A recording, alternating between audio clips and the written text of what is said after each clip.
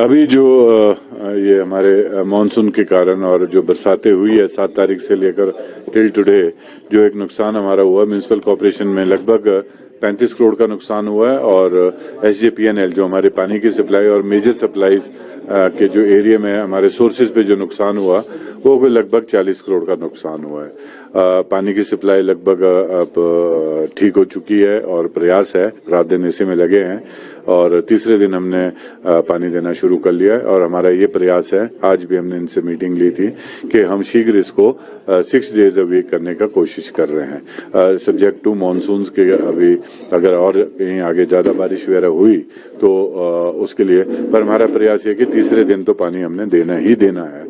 और जितने भी हमारे स्टोरेज टैंक्स है और सप्लाईज है उनको जितना जल्दी से जल्दी डिसिल्टिंग की जाए उसके लिए भी हमने उनको ऑर्डर्स दिए हैं। और जहां तक कि म्यूनिसिपल कॉर्पोरेशन की बात है, जो हमारे रास्ते बंद हुए थे, कुछ एक सड़कें बंद हुई थी, ये शीघ्र से शीघ्र खोले गई है। एक रोड मेरा सिर्फ मेरी कॉन्स्टिट्यूएंसी में बंद है, वो ग्वाई रोड है, एनाडेल ग्वाई, वो काफी एरिया वॉश आउट हो गया था और उसमें भी हम इमीडिएटली मानसून के बाद उसके टेंडर्स करवा दिए गए, उसके लिए फंड्स अलॉट किए गए हैं और मानसून के बाद हम उसको इमीडिएटली काम शुरू करवा के उसमें भी शीघ्र से शीघ्र वहां के लिए लोगों के लिए आने जाने के लिए रोड थ्रू कर लेंगे। कि जो अभी सेब सीजन बिल्कुल पीक में है और शुरू होने वाला है। कुदरती इस बारी सेब सीजन 10-15 दिन लेट भी था, तो वो एक टाइम मिल गया गवर्नमेंट को बीच में काम करने के लिए। प्रयास जारी है और आप देख ही रहे हैं, हमारे माननीय मुख्यमंत्री महोदय फील्ड में खुद है, वो कल कोटखाई, रामपुर,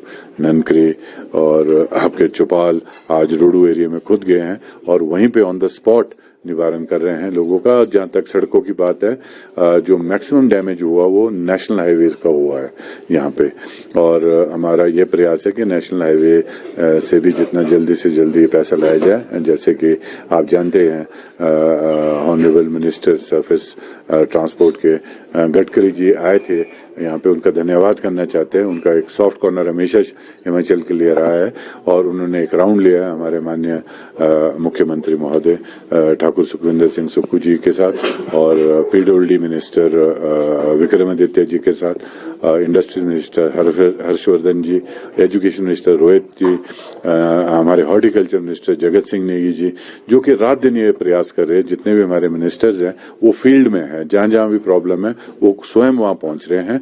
और हाईवेज की प्रॉब्लम है, रोड्स की प्रॉब्लम है, हमने काफी मशीन्स जो चाहे प्राइवेट भी है, गवर्नमेंट की मशीनरी भी है, वो सड़कों पे लगाई हुई है।